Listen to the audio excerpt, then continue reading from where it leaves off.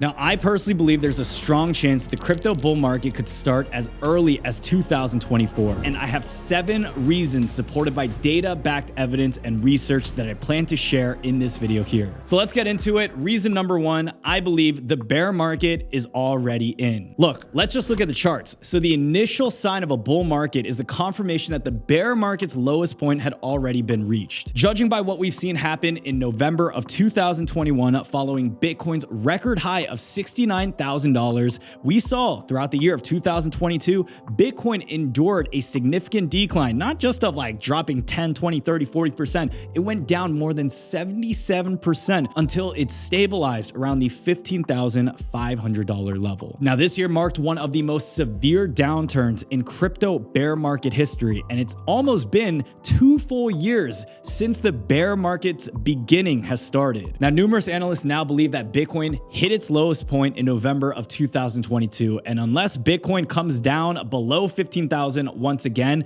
that would signify that the bear market low point has now been met. On your screen here, you'll see that the crypto bear market's low point was represented by the orange line, and the green line illustrates Bitcoin's upward price trajectory since then. Now, although Bitcoin has experienced occasional fluctuations since that bear market low, the overall trend remains upward on long-term charts. Now, personally, here's what I believe. Unless we see another black swan event, it is very unlikely that we'll see Bitcoin drop back down to those previous bear market low levels of $15,000. At Bitcoin's current price of me filming this video, it would actually need to drop over 44% just to retest those cycle lows. On the other hand of that, if we do see Bitcoin dropping down below and hitting that support level, that is also going to be presenting itself as a great buying opportunity for long-term investors once again. Now, the second reason here is that the SEC is becoming less and less of an issue. So firstly, the SEC has taken the stance of categorizing Bitcoin and Ethereum as commodities rather than securities for the first time ever. This shift here signifies a huge victory for the overall crypto community because it implies that those digital assets, the 2 main big dogs in the game, now fall under the jurisdiction of the CFTC rather than the SEC. Now, that here is good news because given the SEC's historical reluctance towards crypto and its unwarranted scrutiny of blockchain firms, anytime we can get cryptocurrency moving away from the SEC's hold, that right there alone is a good sign for the market. On the topic of the SEC, there are several more wins and even some new updates that we recently got. So first of all, SEC had faced several setbacks in its crypto-related legal battles. This includes the famous case between SEC and XRP, where after over 2.5 years of legal battles, the judge in that case ruled in favor of Ripple Labs, affirming that XRP is not indeed a security. On top of that, the SEC's motion to appeal this decision was rejected by the judge on October 3rd, with the judge asserting the SEC failed to demonstrate substantial grounds for disagreement. On another instance, we had SEC fighting Grayscale, where the crypto asset manager then successfully overcame the SEC's objection to convert Grayscale into a publicly traded Bitcoin ETF. So the story on that, very simple. Basically, Grayscale had applied for a Bitcoin ETF. SEC went ahead and rejected it right off the bat. Grayscale filed a lawsuit. Now, Grayscale's legal action ultimately led to the reversal of that decision, and now that Bitcoin ETF has been underway. Lastly, the SEC's lawsuit against Coinbase and Binance, accusing them of operating as national security exchanges, brokers, and clearing agencies without proper registration, it actually demonstrated the growing resistance of crypto companies to the SEC's regulatory overreach. So both Coinbase and Binance have contested the SEC's allegations, arguing that the assets and services that they offer aren't actually those securities. Now, these are currently ongoing lawsuits, but they highlight a growing perception of the SEC as an aggressive regulator that's not working in a just capacity. And so far, in layman terms, they've been taking a whole bunch of L's. And they're continuing to take a whole bunch of L's. Looking back at the previous bull market, the SEC really limited a lot of how much the market could have grown, and they didn't really protect too many people at all. Look at how many exchanges actually collapsed, went bankrupt. Look at all the scams, the influencer pump and dumps that had happened. I mean, this is why one of the reasons on this channel we preach transparency, and it's one of the reasons why we were actually the largest crypto channel during the previous bull run. And that's because we've had projects offer to pay us millions of dollars, and we've not ever taken broken them once. And this is also another reason why you guys should subscribe before the next bull run happens, so you guys can get notified of all the best news possible, honesty, transparent, and justice. I don't know about the last one. Anyways, number 3. The next Bitcoin halving cycle is coming, okay? A lot of people think that the halving event is 2 to 3 years from now. It's actually expected to happen sometime of Q1 or Q2 of 2024. This means that this could happen as early as February 2024 or even in June of 2024. And historically speaking, Bitcoin's price has always been positively impacted after the Bitcoin halving event, where after the first halving, Bitcoin's price soared by more than 9,000% to mark the first all-time high above $1,000. Shortly after that, the halving resulted in a jump of more than 3,000%, reaching beyond $19,000. And as most of you guys should know, the third halving event, the price of Bitcoin pumped to mark the present all-time high of $69,000. Boom. Now, numbers are great, but what can we learn from the data? Well, the all-time highs typically came around a year after each halving event. So if we follow historical trends, this means if we are able to get a halving event happen in 2024, then the new all-time high is expected to form somewhere between mid-2025, if not sooner. Even throughout this bear market, we've been seeing a lot of these whales not back down and continue their heavy accumulation for the asset. A good example of this is MicroStrategy, who, by the way, I live in Maryland, they're in Virginia. I drive like 30 minutes and I see the MicroStrategy building and I'm like, hey, y'all lost a bunch of Bitcoin. Y'all are down a lot of money. And I just drive back home after that. But anyways, MicroStrategy, yeah, they acquired tens of thousands of Bitcoin even this past year. And as of September 24th, they now hold approximately 158,245 Bitcoin. On-chain data also suggests that dormant Bitcoin holders are now re-entering the market to accumulate more Bitcoin. So this means that these were the people who have invested way earlier on. They put their crypto on a cold storage ledger, they didn't touch it, and all of a sudden they're waking up. They're like, okay, it's time for us to start buying again, which could mean just one thing. These whales could be expecting a price increase happening in the near future. Number 4, there's actually more optimism and less fear happening in the markets today.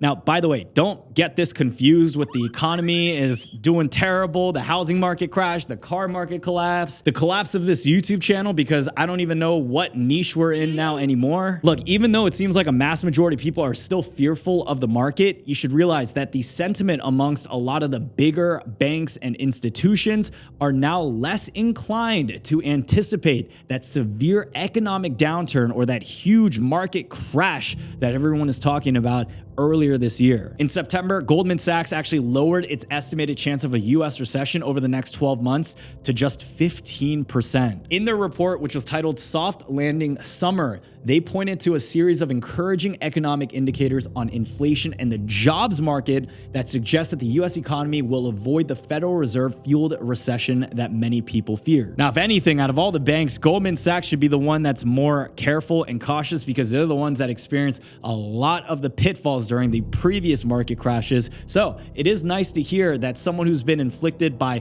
such bad wounds in the past has not either yet learned from that, or they're smart enough to realize that this might not actually be anything like we experienced with the last recession before. Look, I know it's all up in the air. Your uncle, Papa John's, all these random people right now are saying that the impending market crash is coming tomorrow.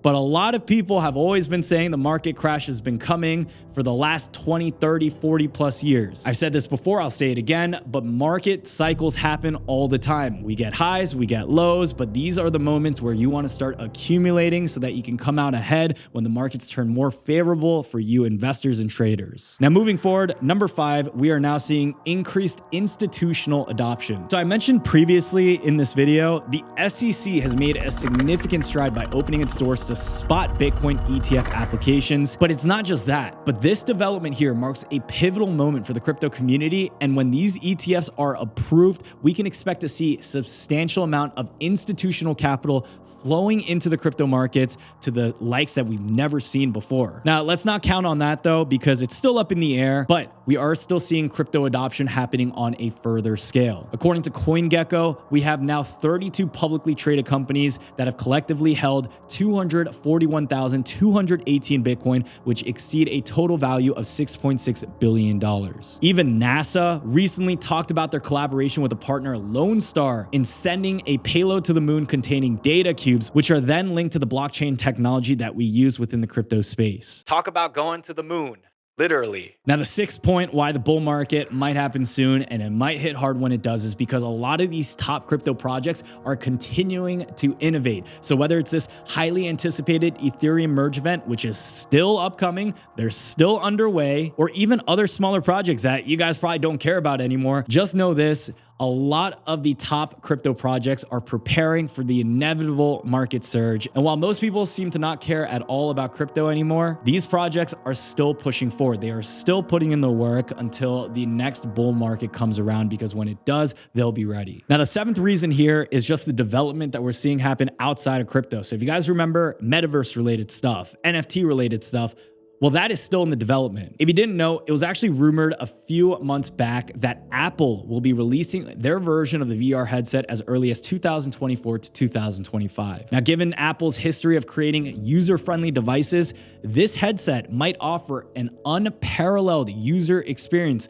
driving further mass adoption of metaverse platforms. Now, how does this relate to crypto? Well, the metaverse is often associated with blockchain and cryptocurrency because a lot of these virtual worlds that you go into either use crypto as a native payment method, or you start going into NFTs that have their own value within these worlds. Now, the massive influx of users into the metaverse facilitated by Apple, which has a cult following, like as an example, I got like 20 Apple products, no cap. I got the MacBook Pro, the other MacBook Pro. I got 2 iPads. I got the Mac Studio. I got the other Mac Mini. I got like 4 Apple AirPods. I literally have 2 Apple phones here in my pocket. Look, I go a little overboard, and that's because it's a business expense for me, but I love Apple as well, and I believe that they do a great job. With them working on a new metaverse headset, I believe they can re-engage the mass population to go into this space. Now, as more users go into the metaverse space, generally, you're gonna need crypto or something to be able to buy virtual goods, land, and services. Even if none of that happens, Apple just entering the VR metaverse space would legitimize both industries, leading to increased investor confidence. So I think everything works in God's perfect timing. So maybe in 2025, we could see another catalyst of everything pointing towards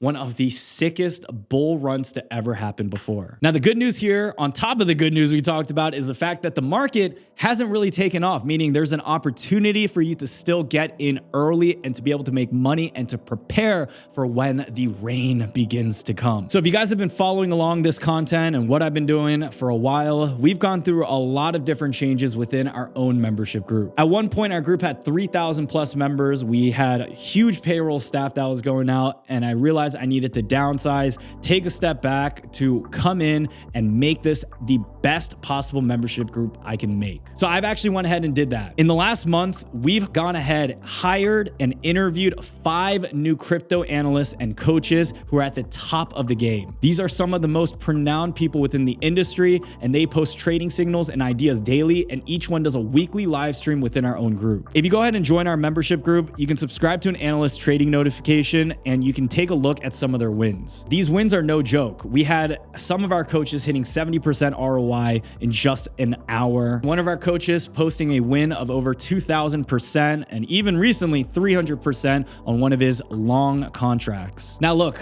I realize that I'm not a trader. I am a builder, I'm an entrepreneur, and I'm here to build during the bear market. And for me, I like to invest when the bull market turns more favorable. But I know there are a lot of people out here who tend to invest during times like this because frankly, it is better to invest now while things are still rather quiet. So if you don't have that much confidence to invest into the markets, if you need a little bit of support, if you want a community, if you want people to follow along that know what they're doing, that have been within the space for many, many years, accounting to even a combined experience of over a decade, be sure to check out the link down below in the description for our brand new membership group, Kaizen. By the way, we're gonna be hosting some monthly giveaways on up to $1,000, with the first one starting shortly after this video here goes live. As with any product that we've offered before, you have a very flexible money back guarantee. So if you guys are unsatisfied for whatever reason, get a refund, leave the group, It's all cool by me, but at least give it a shot because we've been investing a lot into these coaches. It took us a lot of time to go ahead and find these A-star players, and I'd love for you guys to join so that ultimately you can make more money. And on top of that, if you guys found any value at all within this video, drop that like. It definitely helps out with the algorithm. Check out the links as well to sign up for Moomoo and for Webull. You can pick up a bunch of free stocks with them. I got myself, I think it was like 15 free stocks with Moomoo a few months ago. I cashed them all out for about 70 bucks in total. So it's free money. They don't charge you anything at all in order to use. There's no membership. Thank you all so much again for watching. I love y'all. I'll see y'all soon. Peace out.